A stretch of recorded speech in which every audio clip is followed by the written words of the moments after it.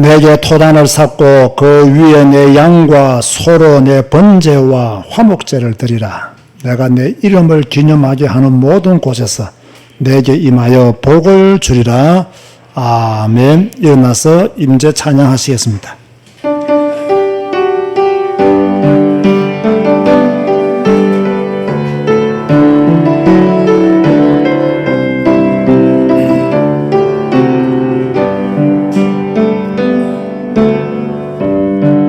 하늘의 문을 여소서 이것을 주목하소서 주를 향한 노래가 꺼지지 않으니 하늘을 열어소서 이곳에 임재하소서 주님을 기다립니다. 기도의 향기와 하늘에 닿으니 주여 임재하여 주소서. 이곳에 오소서 이곳에 앉으소서 이곳에 서드리는 예배를 받으소서. 주님의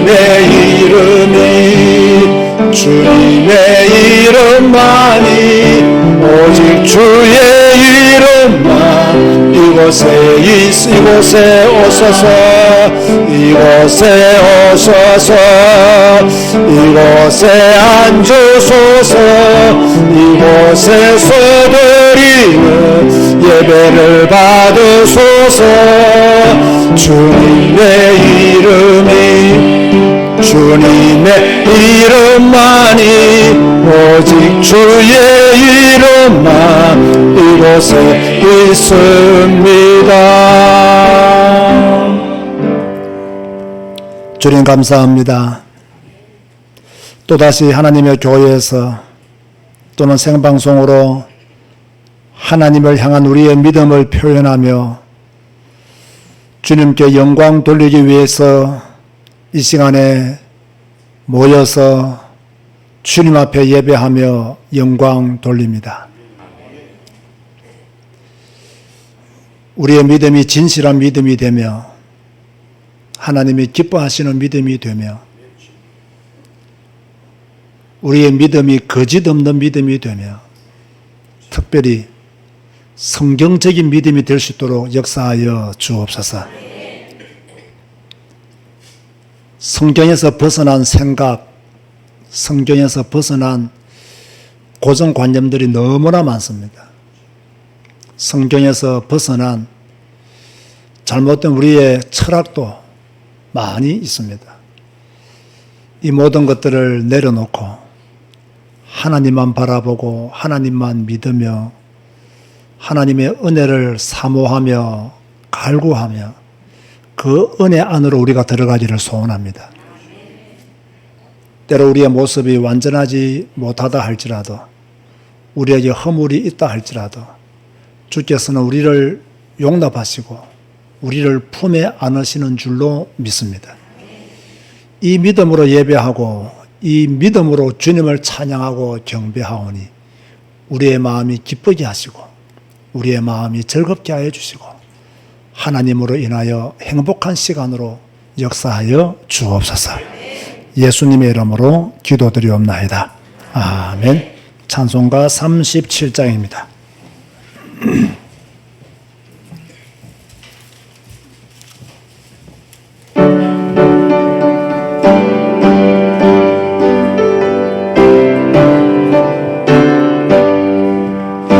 예수 이름 높이여 다 찬양하여라 다 찬양하여라 금멸유관을 들여서 모유의 주를 찬양하세 찬양 찬양 찬양 만유의 주 찬양 주 예수 왕한 고난을 못 잊을 죄이나 못 잊을 죄이나 내 귀한 몸에 바쳐서 만유의 주를 찬양하세 찬양 찬양 찬양 만유의 주 찬양 이 지구 위에 거하는 온 세상 사람들 온 세상 사람들 그것이 위엄 높여서 만유의 주를 찬양하세 찬양 찬양 찬양 만유의 주 찬양 주 믿는 성도 주와 함께 주 앞에 엎드려 주 앞에 엎드려 무궁한 노래 불러서 만유의 주를 찬양하세 찬양 찬양 찬양 만유의 주 찬양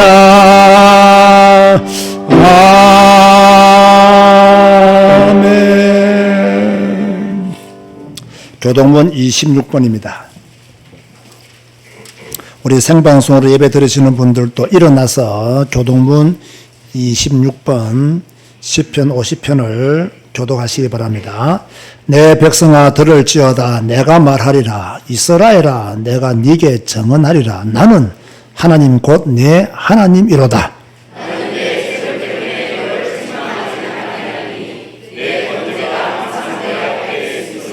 내가 네 집에서 수소나 내 우리에서 순염소를 가져가지 아니하리니 산의 모든 새들도 내가 아는 것이며 들의 짐승도 내 것임이로다.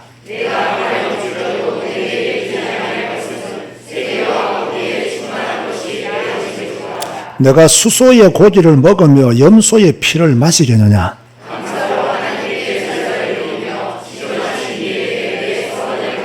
환난 날에 나를 부르라 내가 너를 건지리니 내가 너를 영화롭게 하리로다. 아멘. 주님 가르치신 주기도문 하시겠습니다. 하늘에 계신 우리 아버지여 이름이 거룩히 여김을 받으시오며 나라가 임하시오며 뜻이 하늘에서 이루어진 것 같이 땅에서도 이루어지이다.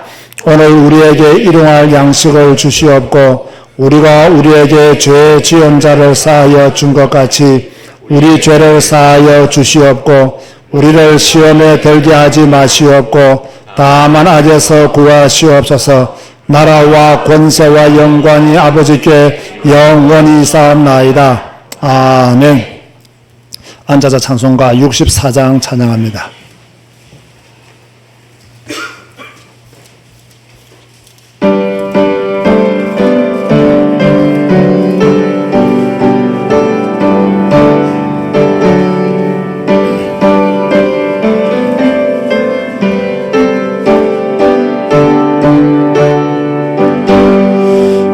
기뻐하며 경배하세 영광의 주 하나님 주 앞에서 우리 마음 피어나는 꽃 같아 죄와 슬픔 사라지고 의심 구름 거치니 변함없는 기쁨의 주 밝은 빛이 되시네. 땅과 하늘 만물들이 주의 솜씨 빛내고 별과 천사 노래소리 끊임없이 드높아 물과 숲과 산과 골짜 들판이나 바다나 모든 만물 주의 사랑 기뻐 찬양하여라. 우리 주는 사랑이요 복의 권능이시니 삶이 기쁜 샘이 되어 바다처럼 넘치네. 아버지의 사랑 안에 우리 모두 형제니 서로 사랑하게 도와 주시옵소서. 새벽별의 노래 따라 힘찬 찬송 부르니 주의 사랑 주리 되어 한맘대에 하시네. 노래하며 행진하여 싸움에서 이기고 성전하러 높이 불러 주께 영광 돌리세.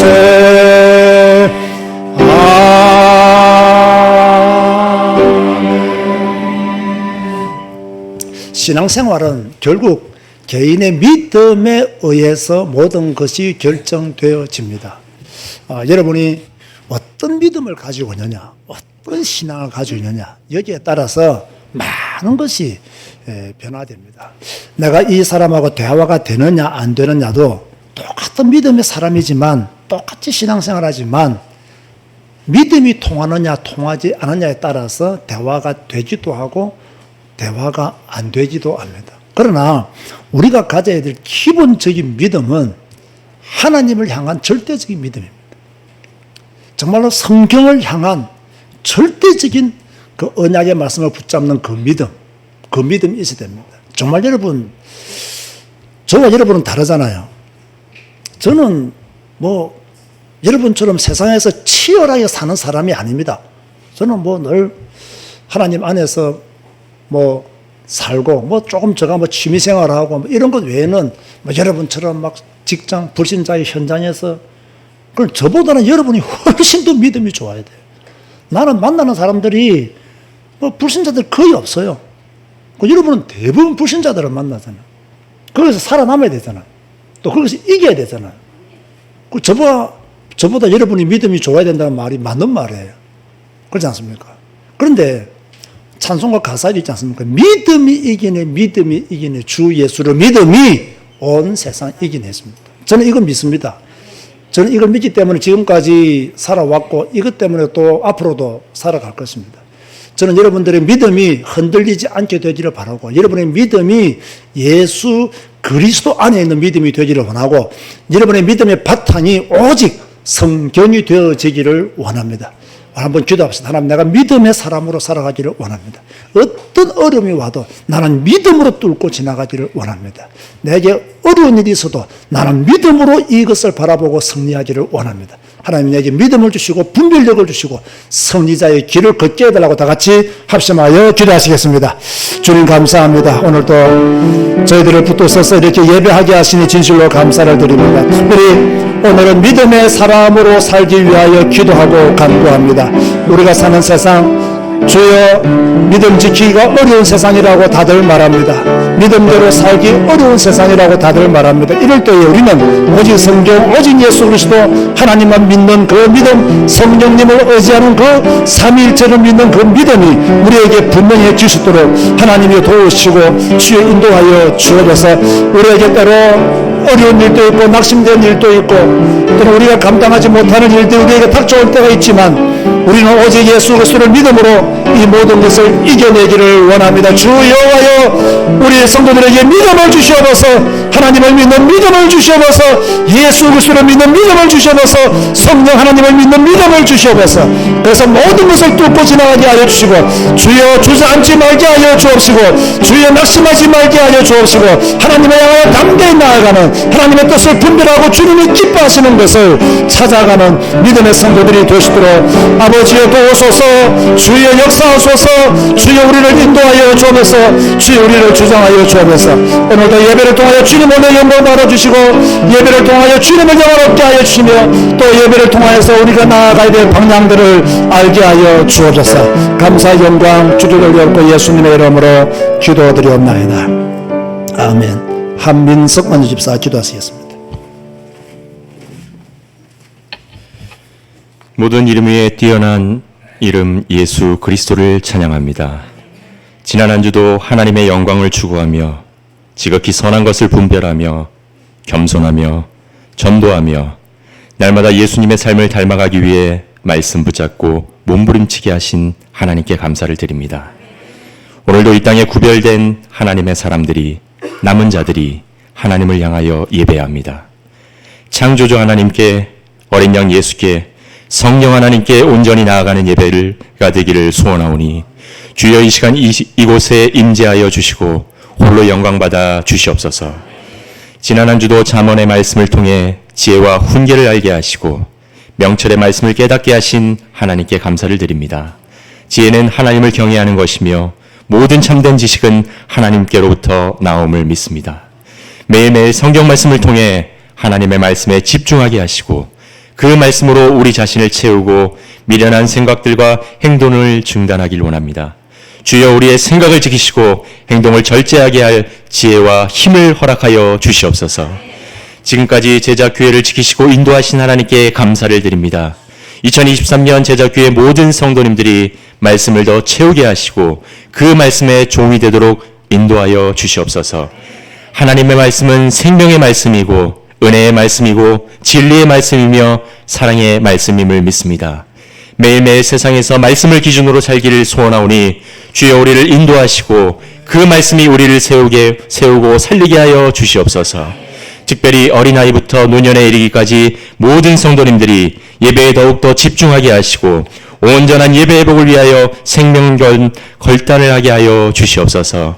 우리의 땅 크신 캄보디아를 위하여 기도합니다. 하나님이 이 땅을 창조하셨으니 이 땅을 고쳐주시고 우상에 빠진 이 땅을 회복하여 주시고 사도행전의 역사가 이루어지도록 인도하고 이곳을 기억하여 주시옵소서.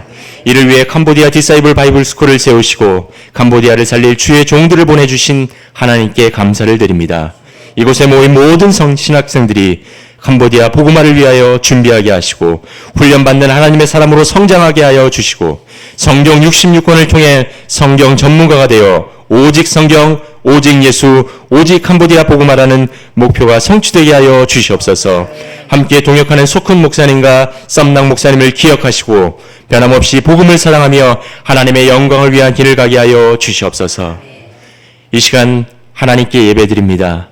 하나님은 영이시니 예배하는 자가 영과 진리로 예배할지니라는 말씀처럼 이 시간 모든 성도님들이 예배자의 온전한 모습으로 집중하게 하시고 재앙이 끊어지는 예배요 하나님과의 관계가 회복되는 예배가 되도록 주여 인도하여 주시옵소서.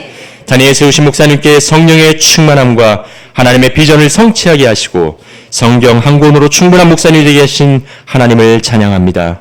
강단을 통해 하나님의 말씀이 선포될 때 나에게 주시는 레마의 말씀을 마음에 새기게 하시고 하나님의 나라와 통치가 임하는 시간이 되게 하여 주시옵소서. 시와 찬송과 신령한 노래를 부르며 주께 영광 돌린 찬양들을 기억하시고 악신이 떠나가는 찬양, 하나님의 영광이 임하는 찬양이 되게 하여 주시옵소서. 지금도 살아계서 역사하시는 우리 주 예수 그리스도 이름으로 기도드리옵나이다. 아멘.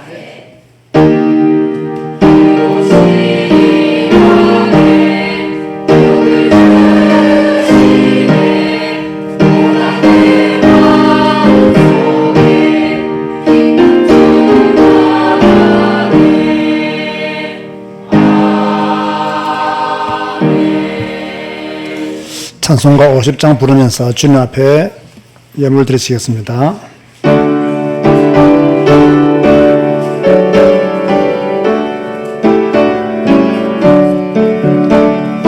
내게 있는 모든 것을 아낌없이 드리네.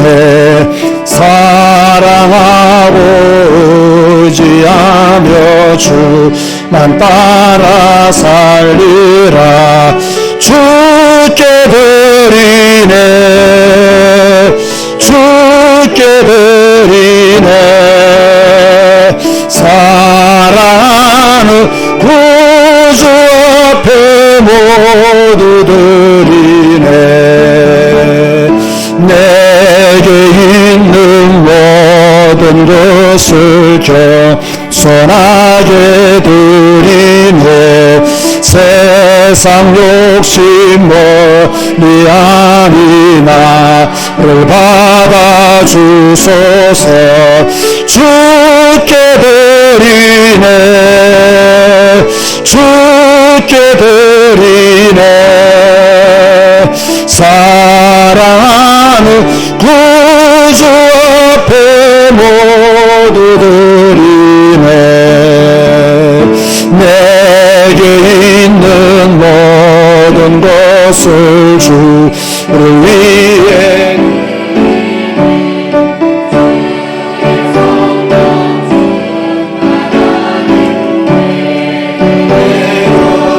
주소서. 주께 드리네.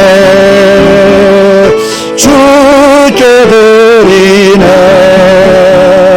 사랑하는 구주 앞에 모두 드리네.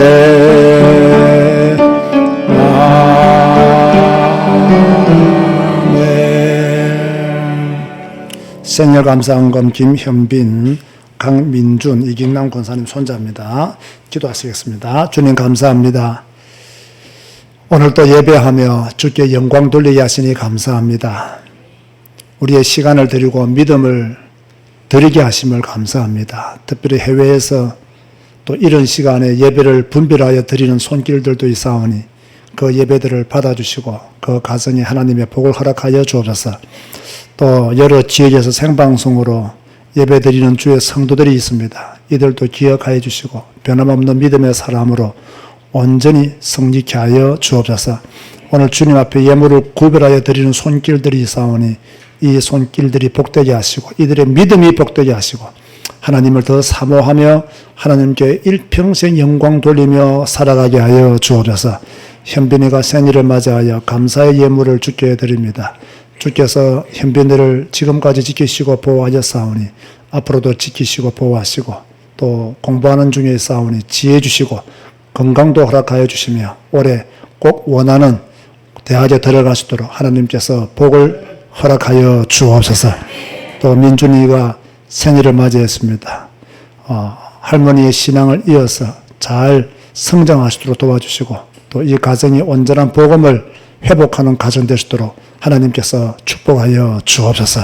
예수님 이름으로 축복하며 기도드리옵나이다. 아멘. 교회 소식을 전해드립니다. 오늘도 교회에서 또 생방송으로 예배드리는 모든 분들에게 하나님의 축복이 함께 하시길 바랍니다. 지금 우리와 시간이 다를 건데 영국에서 또 미국에서 생방송으로 예배를 드리는 분이 있습니다. 또 여러 우리 지역에서 흩어진 지역에서 또 어떤 분들은 일부 예배를 본 교회에서 드리시고 2부 예배로 우리 언택트 교회 채널로 돌아와서 예배하는 분들도 있습니다. 모든 분들에게 하나님의 은혜와 하나님의 나라와 하나님의 통치가 개인과 가정에 일어나기를 축복합니다. 6월 25일 주간은 캄보디아 신학교 강의를 하러 가게 됩니다. 어제 소콘 목사와 통화를 조금 했는데요. 코로나 이전과 코로나 이후가 캄보디아가 많이 달라졌다 그래요. 이 코로나 이전에는 이렇게 뭐 집회를 한다, 좀 유명한 목사가 온다면요, 많이 모였다 그래요. 요즘은 모이질 않는답니다. 그리고 한번 모였다가 금방 지속하면 뭐 이렇게 그 모임이 없어지는 경우도 지금도 캄퐁톰에 어느 유명한 목사님들이 오셔서 프로그램을 가지고 진행을 하는데 처음에는 60명 정도 모였대요. 근데 지금 5명도 안 모인답니다. 그러니까 코로나 이전은 그래도 광고를 하고 이렇게 한번 모였는데 코로나 이후는 사람들이 모이지 않는다. 이번에 우리 신학교 강의가 공개 세미나거든요. 그동안 우리 신학생들 한 30명이 계속 공부를 했다면 이번에는 우리 신학생이 아니더라도 누구든지 와서 들어라 메시지를 공개 세미나를 하게 되는데 속공 목사가 광고지만 만드는 게 아니고 각 교회를 다니면서 이렇게 목사들을 만나면서 꼭 참석해라고 이번 집회가 너무 중요하다고 이렇게 광고를 하는 중에 지금 한 60명이 넘게 신청을 했다고 하더라고요. 뭐 그것도 진짜 큰 은혜죠. 뭐 저같이 이렇게 뭐 조그마한 교회 목사가 하는데 그죠. 뭐 60명 이상이 신청했다면 큰 캄퐁톰에서는 많은 숫자가 목사들이 모이는 것이거든요. 그래서 조금 더 기도하면서 준비하겠다라고 어제 그렇게 통화를 했는데 우리 한국도 마찬가지잖아요. 코로나 이전과 코로나 이후는 지금 신앙생활의 형태가 많이 달라졌습니다. 코로나 이전은 그래도 교회 중심의 신앙이었다면 코로나 이후로는요, 교회 중심, 건물 중심의 신앙생활을 깨는, 그래서 벗어나는 신앙인들이 많아졌다는 것을 알게 됩니다. 이럴 때 우리 교회는 더욱더 모이고, 아멘 하시기 바랍니다. 수요 예배도 드리고, 아멘 하시기 바랍니다. 모여서 드리는 그런 교회로 하나가 되어야 될 줄로 믿습니다. 또 에어컨을 트는데요. 추우신 분들은 뒤에 담요가 있으니까 개인 건강 관리를 알아서 하시면 감사하겠습니다. 매월 2구역씩 교대로 교회 청소를 하기로 했답니다. 오늘 오후 예배 마친 후부터 이렇게 짧은 시간에 교회 청소를 한다고 합니다. 1구역은 지하 본당을 하고요. 2구역은 2층 교육관 사무실을 이렇게 한다고 합니다. 여러분에게 교회 청소까지 부담을 주어서 죄송하게 생각을 합니다. 우리 교회는 뭐 관리하는 분이 없기 때문에 또 자발적으로 여러분이 동참해 주시는 거, 제가 이렇게 하라고 지시하지 않았는데 여러분이 자발적으로 이렇게 해 주셔서 진심으로 감사를 드립니다. 또 하나님의 축복이 여러분이 있게 되기를 바라면서요. 옆에 있는 분들 인사합시다. 예배를 회복합시다. 네, 예배를 회복하는 여러분 되시기를 바랍니다. 정말 예배 회복해야 됩니다. 남은 자로 남기 위해서는 예배가 회복되어져야 됩니다. 호세아 6장 3절입니다. 호세아 6장 3절. 다 같이 한 목소리로 호세아 6장 3절 구약 성경 1262페이지입니다. 함께 읽겠습니다. 시작. 그러므로 우리가 여호와를 알자. 힘써 여호와를 알자. 그가 나타나시면 새벽빛같이 어김없나니 비와 같이 땅을 적시는 늦은 비와 같이 우리에게 임하시리라 하니라. 아멘. 성가대에서 찬양하시겠습니다.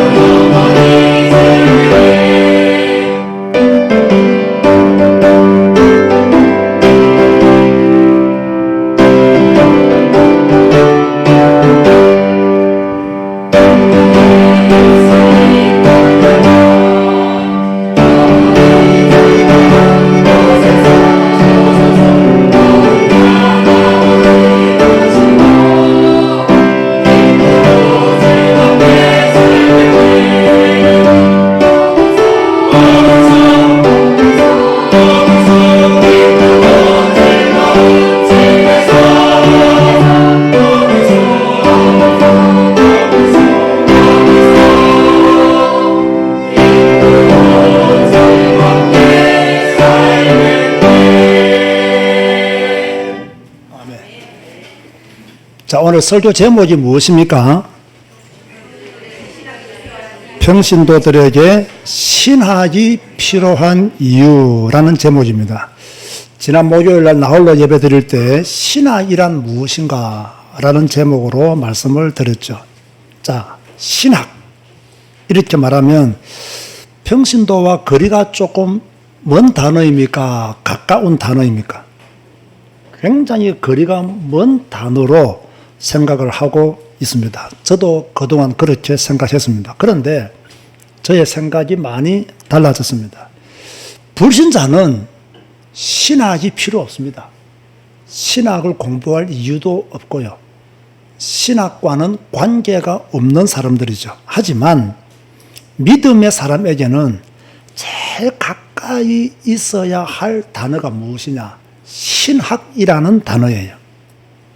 신학은 목사나 학자들의 전유물이 아닙니다. 모든 성도들이 입어야 하는 옷과 같습니다. 우리가 다 옷을 입고 있잖아요. 그럼 우리가 성도라고 한다면, 하나님의 백성이라고 한다면 이 옷과 같이 신학이라는 단어가 내 가까이에 있어야 합니다. 오늘 이 옷이 내가 입어야 할 옷이 어떤 옷인지 또는 어떻게 입어야 되는지를 이해하는 그런 시간이 되었으면 좋겠습니다. 신학은 신, 데오스와 학, 말이라고 하는 로고스가 결합한 그리스어입니다. 문자적으로 해석하면 신에 대한 이론, 하나님에 대한 이론이 신학입니다. 조금 더 확대 해석을 하면 하나님에 대한 학문 또는 하나님에 대한 체계적인 이론, 이 바로 무엇이냐? 신학입니다. 신학이, 잘 들었어요. 신학이 하나님에 대한 학문이요. 신학이 하나님에 대한 체계적인 이론이라면, 자, 평신도들에게 필요한 단어입니까? 필요 없는 단어입니까? 필요한 단어죠. 꼭 입어야 할 옷과 같은 단어라는 거예요. 평신도들이 배워야 할 신학이 있다면 어떤 신학일까? 물론 뭐 성서신학, 뭐 실천신학, 역사신학 등등이 다 필요하겠지만 제가 볼 때는 조직신학 정도는 기본적으로 배워야 할 신학이라고 생각을 합니다. 조직신학이 무엇이냐? 조직신학은 이 성경의 중요한 주제들 있지 않습니까? 뭐 하나님, 예수님, 성령님, 구원론 또는 뭐 성화론 등등 이런 중요한 주제들을 체계적으로 연구하고 가르치는 학문이 바로 조직신학입니다. 자, 보세요. 어떤 내용이 있느냐? 우리가 뭐 어려운 말로 신론이라고 합니다. 신론. 쉬운 말로 하나님은 누구신가? 인론. 인간이란 무엇이냐? 그리스도론. 예수님은 누구신가? 뭐 구원론 또는 성경론, 성경이 무엇이냐? 성화론, 우리가 어떻게 변화될 것이냐? 교회론, 교회가 무엇이냐? 뭐 등등. 자, 제가 지금 여러분에게 하나님은 누구신가, 예수님은 누구신가, 성령님은 누구신가, 교회란 무엇인가, 구원이란 무엇인가 등등을 말했는데, 자, 여러분과 필요한 단어입니까? 여러분과 필요 없는 단어입니까? 전부 다 여러분들이 알아야 될 말씀들이에요. 제가 생각하기에 왜 평신도들이 신앙이 약한가? 또는 우리 한국교회 성도들은 왜 이렇게 자주 신앙이 흔들리는가? 별것도 아닌 건데 왜 자꾸 무너지는가? 또 교회는 다니는데 왜 교회를 떠나는가? 여러 가지 이유가 있겠지만 평신도들이 알아야 될 신학, 평신도들이 꼭 갖추고 있어야 될 신앙의 근본이 바르지 못하기 때문이 아닌가라는 거예요. 자, 그렇다면 평신도들은 어디서 신학을 배워야 할까요? 자, 신학교에 가야 됩니까? 아니에요. 신학교는 주의 종으로 부름받은 특별한 사람들이 가는 곳이에요. 그게 신학교예요. 저는 평신도가 신학교 가는 것을 반대하는 사람이에요. 뭐 간혹 목사님들 중에서는 평신도도 기본적인 신학을 알아야 된다면서 신학교를 보내요. 자, 저는 반대합니다. 왜 반대하느냐? 신학교는 진짜 하나님의 특별한 부름을 받은 사람들이 그곳에서 학문을 하고 경건 훈련을 하는 곳이에요. 근데 그곳에 평신도들이 가잖아요. 그러면요, 수준이 뚝 떨어져요. 그리고 어떤 면에서는 깊은 학문과 경건의 훈련을 하기에는 조금 역부족일 수가 있어요.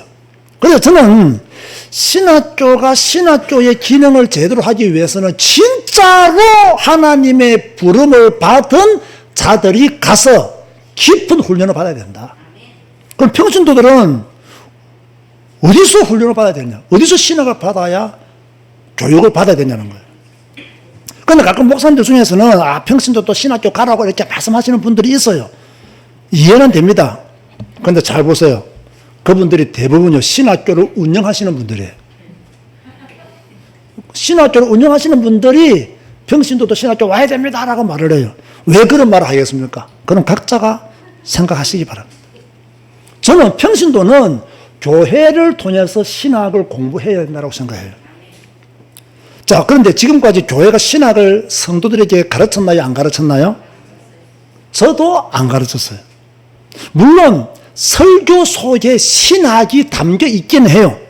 그러나 뭔가 좀 전문적으로 체계적으로 배우기에는 설교로는 부족하다는 거예요. 그런데 이걸 잘하는 종교가 있습니다. 어디겠어요? 천주교입니다. 천주교는 교리 훈련을 굉장히 많이 합니다. 이 교리가 전부 다 조직신학이에요. 그래서 교리 훈련을 제대로 받은 사람들은 어떤 면에서는 기본적인 신학을 이해를 했다라고 볼 수 있는 거예요. 그런데 교회는 이걸 하지 않습니다. 그럼 왜 이걸 교회가 가르치지 않느냐? 저처럼 평신도들에게 신학이 필요할까라는 생각들을 대부분의 목사들이 가지고 있다는 거예요. 또 이거는 참 설교 안 하려고 했는데, 또 대부분의 목사님들이 조직 신학을 가르칠 수 있는 실력들이 없어요. 그러니까 준비하기도 어려운 거예요. 그런가 하면 또 저 같은 경우는 평신도들이 이게 원할까? 이 조직 신학을 가르치면 모일까? 과연 몇 명이나 모일까? 아니 모이기는 모여도 몇 명이나 졸업할까? 지속할까? 이런 고민들도 있는 거예요.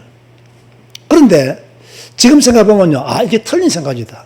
몇 명 모이든 한 명이 모이든 두 명이 있든 가르쳐야 될 것은 가르치는 것이다. 이게 어떤 면에서는 우리가 제사훈련 하는데요, 이런 것을 가르치는 것이 최고의 제사훈련이 아니겠는가? 그래서 목사는 교회에서 신학을 가르쳐야 한다. 하나님이 누구신지, 예수님이 누구신지, 성령님이 누구신지, 구원이 무엇인지, 성도들은 어떻게 살아야 하는지를 가르쳐야 된다. 그런데 가르치지 않았다. 그래서 신학을 가르치지 못한 한국교회 성도들의 수준이 저 밑바닥에 빠져 있다고 저는 그렇게 평가를 해보는 거예요. 회개하면서. 자, 저는 목사고 여러분 성도들이잖아요. 자, 성도님들은 담임 목사의 신학 보아야 할까요? 보지 말아야 될까요? 여러분, 성도들은요, 담임 목사의 신앙과 신학을 보아야 됩니다. 담임 목사의 신앙과 신학도 모르고 교회 등록한다? 이거는요, 고양이에게 생선을 맡기는 것과 같아 봐야 돼요.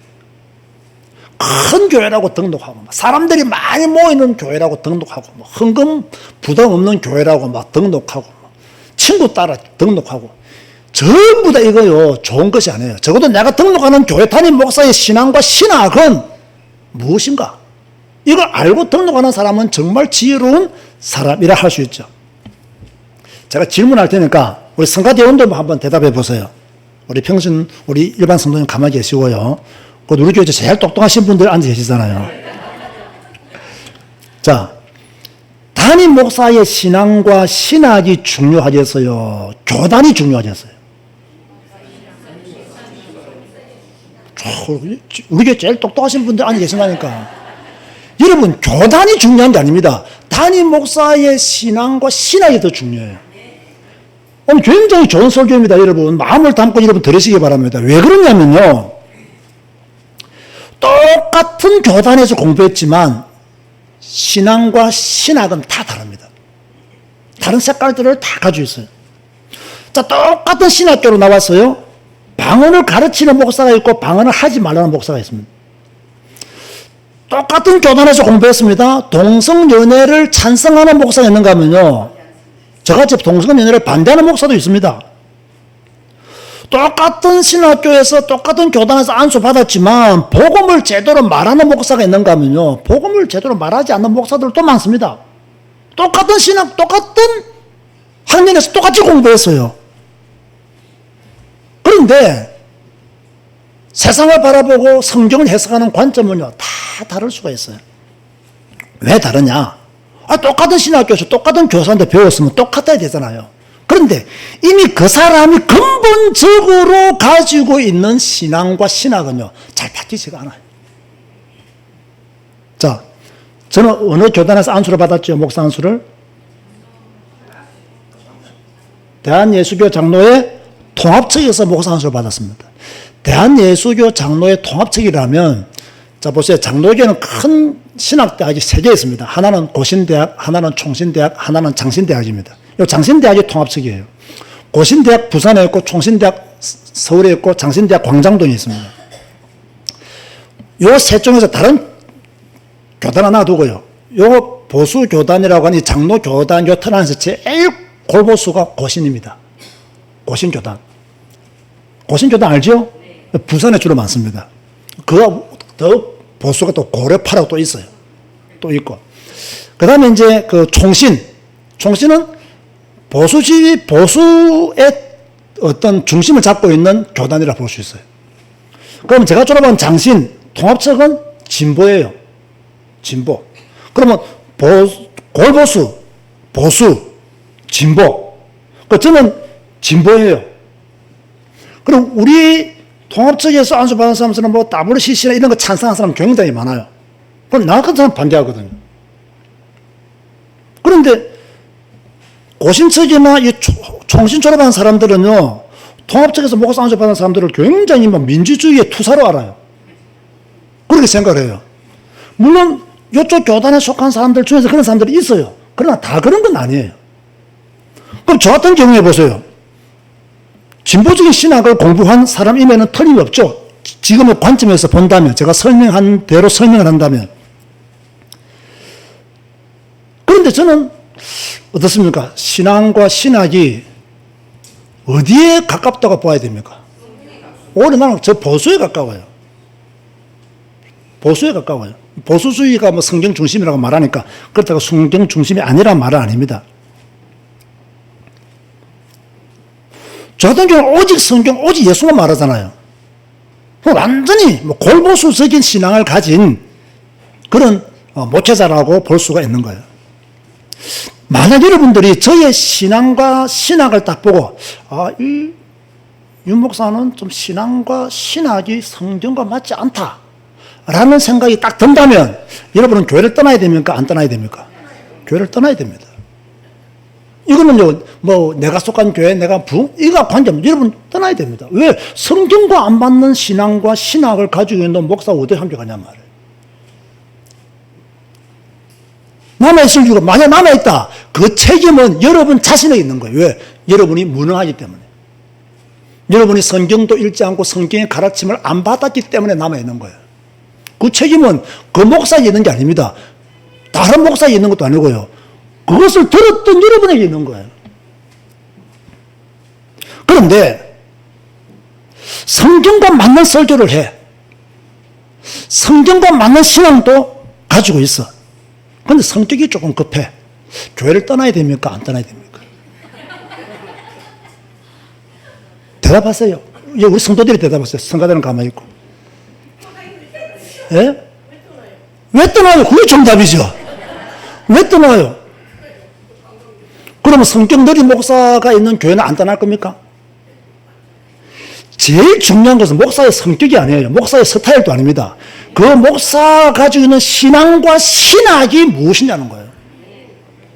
참고적으로 저는 신앙도 좋고 신학도 올바르고 성격도 좋아요. 그래서 여러분이 뭐 이상한 생각을 할 필요가 전혀 없어요. 그래서 앞으로 우리 교회는 신학을 좀 가르쳐 봐야 되겠다. 평신도들에게. 지금 방법을 찾고 있어요.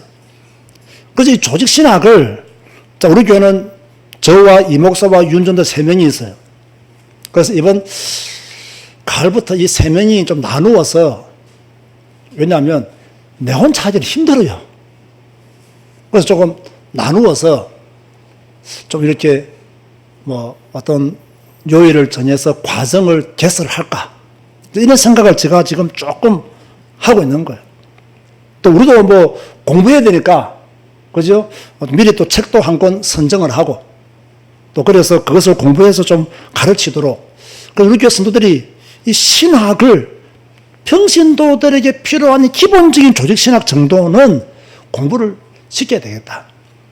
그런 생각을 하면서 지금요, 연구를 하고 있는 겁니다. 신학의 본질이 뭐냐? 신학의 본질은 성경을 통해 하나님을 탐구하고 하나님의 세계를 알아가는 것이라고 제가 나홀로 예배 때 말씀을 드렸죠. 그래서 신학의 중심에는 뭐가 있어야 돼요? 성경이 있어야 된다라고 했습니다. 성경은 하나님의 말씀입니다. 60억 인구가 뭐 70억인지 모르겠지만은 반대해도 성경은 하나님의 말씀입니다. 지구의 모든 사람들이 모여서 골기대회를 해도 성경은 하나님의 말씀입니다. 이 말씀은 반드시 성취되고 우리 구원의 절대적 기준입니다. 믿으시면 아멘 하시기 바랍니다. 그렇다고 한다면 성도들은 성경을 읽고 공부해야 합니다. 이게 신학입니다. 우리의 신앙은, 여러분의 신앙은 잘 들으세요. 성경 신학을 통해서 검증을 받아야 되고, 성경 신학은 성경을 통해서 검증을 받아야 합니다. 쉽게 말해서 신학과 맞지 않는 신앙, 반대로 성경과 맞지 않는 신학, 둘 다 잘못됐다는 거예요. 그런데 이런 신앙을 가지고 있는 사람들이 많아요. 성경과 안 맞는데 그 신앙을 가지고 있어요. 신학과 틀리는데 그 신앙을 가지고 있어요. 예를 든다면 신비주의, 신학과 안 맞아요. 성경과 안 맞아요. 그런데 신비주의가 우리 한국을 판쳤습니다. 지금도 90%가 뭐 조금 심하게 말해서 90%, 적으면 60% 신비주의라고 봐야 됩니다. 기복신앙, 뭐 산신에게 기도하듯이 하나님에게 기도하는 기복신앙, 복만 받으면 된다는 기복신앙, 구원의 본질과 구원의 역사보다는 자기만 복 받으면 된다는 이 기복신앙, 그리고 더 무서운 것은 사람 중심 신앙, 사람 따라가는 신앙, 이런 것들은 전부 다요 성경과 맞지 않는 신학이요 신앙이다. 이걸 조심해야 된다. 성경과 맞지 않는 종파도 있습니다. 그 대표적인 것이 여호와 증인이 여기에 속합니다. 여호와 증인은요 삼위일체를 부인합니다. 예수님을 그리스도로 믿지를 않습니다. 사람이라고 봅니다. 그러면 잘못된 신학이요 잘못된 신앙이잖아요. 그런데 여호와 증인을 믿는 사람들이 꽤 많아요. 무식해서 그래요. 무능해서 그래요. 무지해서 그래요.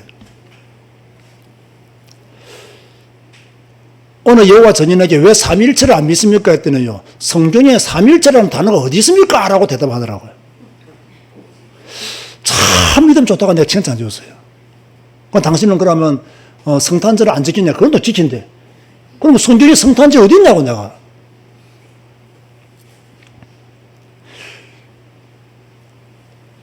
성탄절을 또 안 지키는 교단도 있습니다. 이러면 하나님의 교회 알죠? 안상홍 증인이 알죠? 성탄절 안 지켜요. 왜? 12월 25일이 성탄절이라는 근거가 없다는 거예요. 안 지켜도 돼요, 뭐.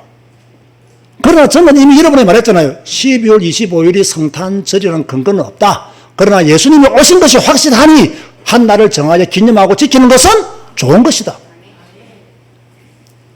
그런데 하나님의 교회가요, 성탄절은 안 지키면서요, 안상홍 탄신일을 지켜요. 내가 볼 때는 완전히 이상한 거죠. 그러니까 우리의 신앙은 성경 신학을 통해서 검증받아야 되고, 성경 신학은 성경을 통해서 검증받아야 되는 거예요. 그러니까 이게 맞아야 올바른 신앙, 올바른 신학을 가진 성도라고 볼 수가 있죠. 그런데 우리는 지금까지 신학에 대한 오해가 많았습니다.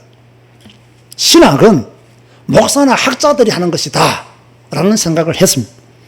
부분적으로는 맞는 말이지만 전체적으로 볼 때는요, 틀린 말이에요. 물론 우리보다 성경을 조금 더 깊게 연구하는 사람들은 신학자들이 맞죠. 그렇다고 해서 평신도들이 기본적으로 알아야 될 신학마저 외면한다면 그것은 옳은 선택이 아니라는 거예요. 분명히 신학은 그저 어렵다라는 오해를 가지고 있는 분들도 있습니다. 생각하기 나름입니다. 신학은 어려운 부분도 있지만 공부를 하지 못할 정도로 어렵지는 않습니다. 제가 제일 강조하는 것 중에 오늘부터 좀 말하려고 하는데요. 쉬운 신학이죠. 쉬운 신학. 평신도들이 하기 좋은 쉬운 신학이 있어요. 발음이 잘 안 되네. 말을 바꿔야 되나? 쉬운 신학, 쉬운 성경이 있듯이 쉬운 신학이 있어요. 그게 뭐냐? 성경 읽기와 성경 공부입니다. 이게 쉬운 신학이에요. 편한 신학이에요. 성경 읽기와 성경 공부하는 거예요. 제가 이렇게 매일 성경 읽고 매일 성경 퀴즈를 내잖아요. 우리 교회 밴드를 보면 한 3명, 4명, 많으면 5명 정도 이렇게 성경 퀴즈를 풀어서 올리고요. 언택트 교회 커뮤니티 채널에 보면 한 30명 내외가 이렇게 성경 퀴즈를 풀어서 올려요. 이게 제일 쉬운 신학이에요. 그냥 성경을 읽고 어떻게 합니까? 성경 퀴즈를 푸는 거. 하나님에 대해서 알아가고 있습니까? 안 알아가고 있습니까? 알아가고 있죠. 제가 신학이 무엇을 했죠? 하나님의 말씀인 성경을 통해서 하나님을 탐구하고 하나님의 세계를 알아가는 것이 신학이라고 전의를 제가 신학의 본질이라고 말했죠. 그렇다면 여러분이 지금 성경을 읽고 성경을 공부해서 퀴즈를 푼다는 것은 신학을 하고 있다는 거죠. 이렇게 좀 광범위한 범위로 저는 지금 신학을 여러분에게 해석을 하고 있는 거예요. 또 신학에 대한 오해 중에 하나가 뭐냐면 신학에는 복음이 없다. 자, 이런 말들을 하시는 분들이 있어요. 자, 이러면 안 됩니다. 신학에 복음이 없다는 말은 정말 틀린 말입니다. 물론 복음이 없는 신학 있습니다. 잘못된 신학 있습니다. 그러면 신학이라고 말을 붙이면 안 되는데 그냥 말을 그렇게 붙이니까 이제 오해를 할 수가 있어요. 막 성경을 악용하거나 자기 마음대로 해석하는 그런 신학들이 있어요. 제가 신학교를 다닐 때 신학교를 강타한 신학의 흐름이 있습니다. 그게 뭐냐면 해방신학, 민중신학, 여성신학 이런 것들이 신학교를 강타했습니다. 왜 우리가 신학교를 공부할 때 이런 것이 강타했냐면 그 당시 우리나라 상황이 군사 정권이 들어서서 민중들이 고난을 받고 우리가 이 군사 정권에서 해방받아야 된다라고 하는 이런 생각들을 가지고 있을 때에 이 여성신학 들어와서 여성의 인권의 문제가 해결되어야 된다. 와락 돌아가지고 우리 신학 공부할 때 우리 많은 신학생들이 저도 민중신학, 해방신학 책 20권도 넘게 봤습니다. 너무 좋더라고 내가 젊었을 때 보니까. 지금 딱 학생을 보니까 완전히 속은 거예요. 성경과 맞지 않는 게 너무 많아요. 근데 그 당시에는 그게 안 보이더라니까요. 저는 옛날에 그 민중신학 좀 공부하면서요, 그 일부의 사람들이 말하는 그 듣고 굉장히 은혜 받은 적이 있어요. 자, 포도주는 이스라엘의 음료수다. 우리나라의 음료수는 막걸리다. 이래가지고 성찬식 할 때 막걸리를 해야 된다는 거예요. 참, 해보지는 않았지만은, 뭐, 인류가 인내심 생각했다고. 지금 생각해보니까 아니요. 완전히 이거는 맞지 않는 거예요. 신학에는 복음이 없다라는 생각은 옳은 생각이 아닙니다. 신학에 복음이 없다. 큰일 나는 소리입니다. 물론 복음이 없는 신학자들은 있을 수 있습니다. 학문적으로 볼 때. 그런 사람들이 만들어낸 신학에 우리는 끌려가면 안 됩니다. 그래서 제가 뭐라 했습니까? 신학의 중심에 뭐가 있어야 된다? 성경이 있어야 된다는 거예요. 성경이 없는 신학은 신학이 아닙니다. 자, 결론 맺습니다. 오늘 제목이 평신도들에게 신학이 필요한 이유라고 그렇게 제가 잡았습니다. 왜 평신도들에게 신학이 필요하냐? 하나님의 백성은 성경을 통해서 하나님을 알아가야 되기 때문에 평신도들에게 신학이 필요하다는 거예요. 자, 하나님을 많이 알면 하나님에 대한 확신도 커집니다. 하나님에 대해서 조금만 알면 하나님에 대한 확신도 조금밖에 없습니다. 하나님에 대한 지식이 크면 커질수록 분명한 신앙관을 가지게 됩니다. 그런데 교회는 다니지만 하나님에 대해서 배운 적이 없어. 신학에 대해서 배운 적이 없어. 제대로 된 신앙 훈련을 받은 적이 없어. 그러니까 늘 신앙이 조금 어렵게 진행되어지는 거죠. 자, 하나님에 대한 지식이 많아질수록 내가 이렇게 살면 안 되는구나.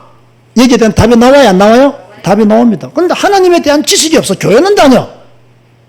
그러니까 내가 이렇게 살면 안 되는구나 라는 답이 나오지 않는 거예요. 그 성경을 체계적으로 배우고 조직적으로 배워야 그 신앙이 단단해지는데 성경을 체계적으로 조직적으로 배우지 못했기 때문에 신앙이 단단해지지 않는 거죠. 그래서 평신도들도 기본적인 신학은 배워야 된다. 두 번째요. 왜 평신도들이 기본적인 신학을 배워야 되느냐. 전도하는데 유익합니다. 아무리 전도하려 해도 전도 못합니다. 뭐 하나님에 대해서 알아야 전도하지. 예수님이 누구신지 알아야 전도를 하지. 몇 개 뭐 외우고 가가지고 전도해보니까 다른 사람이 어느 동안 질문하니까 맞춰가지고 말도 못하고 오히려 설득 당하고 오잖아요. 왜 그러냐? 하나님에 대한 지식이 없어. 아무리 제가 여러분에게 전도는 사명입니다. 사명 감당하세요라고 강조해도요. 안 합니다. 했으면 우리 교회가 뭐 조금 더 성장했겠죠. 근데 못합니다. 왜? 다시 말합니다. 하나님에 대한 지식이 없어요. 우리는 전도를 위해서 부름받았다. 전도하면 하늘에 가면 산이 크다. 아무리 말해도 전도 못합니다. 하나님을 체계적으로 배운 적이 없기 때문에. 그래서 평신도들에게 신학이 필요하다는 거예요. 또 목회적인 관점에서 본다면 왜 교회에서 신학을 가르쳐야 되고 왜 평신도들이 신학을 알아야 되느냐. 교회가 하나 되는데 유익합니다. 자, 여러분 저를 보세요. 교회가 하나 되기 어렵겠습니까? 쉽겠습니까? 대답을 왜 안 하시는 거?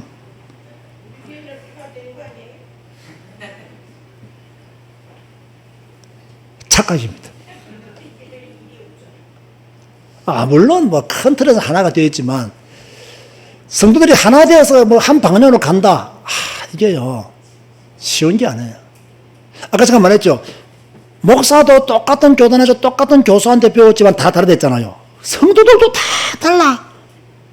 근데 이번에 성지순례 가보니까요 다 다르더라고. 다 달라요. 모른 척하고 내가 가만히 앉아있었지만 다 다르더라고. 다 다르더라고. 저는 성지순례 가가지고요 뭐 알아도 모르는 척, 몰라도 모르는 척, 보아도 안 본 척, 그렇게 저는 있다가 사진만 부실 찍어주다 왔거든요. 저는 이번에 성지순례 간 게 아니에요. 나는요 노가다로 갔다 왔지. 내 마음에 수고하고 무거운 짐들이 굉장히 많더라고요. 근데 뭐 괜찮아요. 그것은 또 인간적인 것들이니까. 그런데 보세요. 우리가 고린도 교회를 한번 보시라고요. 고린도 교회를 보면 왜 나는 아볼로에게, 나는 바울에게, 나는 게바에게, 나는 그리스도에게 속했다. 이런 현상이 왜 생겼겠어요? 신학이 없었던 거예요. 신앙이 하나 되지를 못했던 거예요. 바울이 고린도에서 복음 전하고 잠시 떠났기 때문에 이 신앙의 생각들이, 털들이, 색깔들이 전부 다 달랐던 거예요. 그러니까 고린도 교회가 무수한 문제들이 들이닥친 거예요. 교회가 그렇게 되면 안 되잖아요. 우리 제자교회와 언택트 교회는요 하나 되는데 유익한 교회로 우리는 가야 될 줄로 믿습니다. 그러기 위해서는 우리의 중심에 뭐가 있어야 된다? 성경이 있어야 저도 성경 중심으로 가고 여러분도 성경 중심으로 가고 이렇게 우리의 신앙이 가야 되는데 신학이 없으니까 이런 신앙을 만들기가, 하나 되는 교회를 만들기가 어렵다는 거예요. 자, 왜 평신도들에게 신학이 필요하냐? 네 번째는 뭐라고 내가 적어놨습니까? 이단을 분별하는데 도움이 되기 때문에 평신도들에게 신학이 필요해요. 자, 우리들 주위에 이단 많잖아요. 뭐, 허리 진짜 이단도 있고, 가짜도 있고, 뭐. 진짜 이단도 있고, 만들어진 이단도 있고, 다 좋아요. 뭐, 이단이 있으니까. 근데 우리가 그 이단들을 욕하고 비난하기 전에 내가 성경을 공부하고 성경을 연구하고 체계적으로 하나님에 대해서 삼위일체에 대해서 배운다면 딱 만나보면 금방 알까요? 모를까요? 금방 알죠. 왜? 나는 지금 성경에 눈이 가 있는데 성경과 맞지 않는 이야기 한다는 거 금방 알죠. 그래서 신학이 필요하다는 거예요. 그래서 성경 읽기와 성경 공부가 필요하다는 거예요. 자, 저는 오늘 여러분들에게 그동안 제가 잘 하지 않았던 설교를 하고 있습니다. 왜 평신도들에게 신학이 필요하냐? 왜 평신도들이 신학을 배워야 되느냐? 어떤 면에서는요, 여러분 자신을 지키기 위해서 신학을 배워야 돼요. 여러분의 자신의 신앙이 성경적인 신앙인가? 내 신앙이 성경 중심적인 신앙인가? 아니면 내가 성경에서 벗어난 신앙생활을 하고 있는가?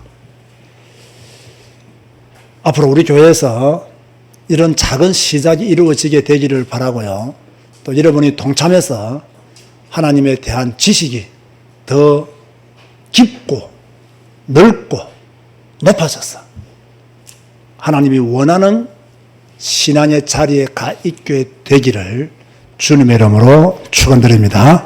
기도하시겠습니다. 주님 감사합니다.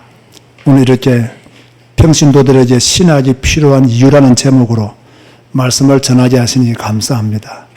우리가 놓쳤던 부분들을 회복하려고 합니다. 우리가 잃어버렸던 것들을 다시 찾으려고 합니다. 교회가 가져야 될 본질적인 것들을 우리는 다시 회복하기를 원합니다. 우리 제자교회와 언택트 교회에 하나님의 복을 주시고 하나님의 은혜를 주셔서 이 사명 잘 감당하시도록 축복하여 주옵소서. 예수님의 이름으로 기도드리옵나이다. 아멘. 다 같이 일어나서 주 임재 안에서 찬양하시겠습니다.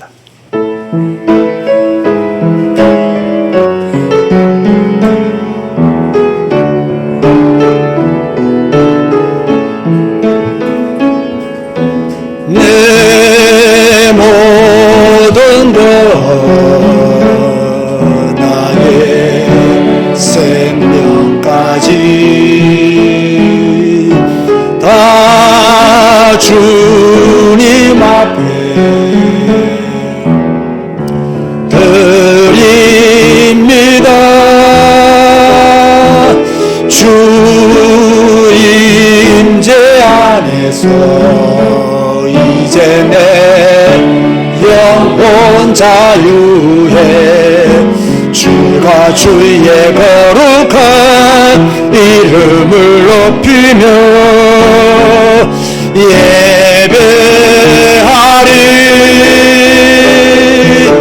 어린 양 찬양하리.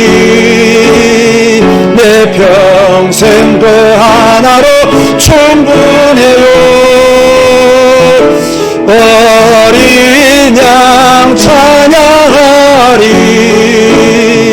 내가 주의 임재 안에서. 아멘. 자, 여러분 오늘 설교 이해했습니까? 네. 설교 이해했습니까? 네. 정말 우리가 잃어버렸던 것들을 좀 회복하는 그런 기회가 되었으면 좋겠다.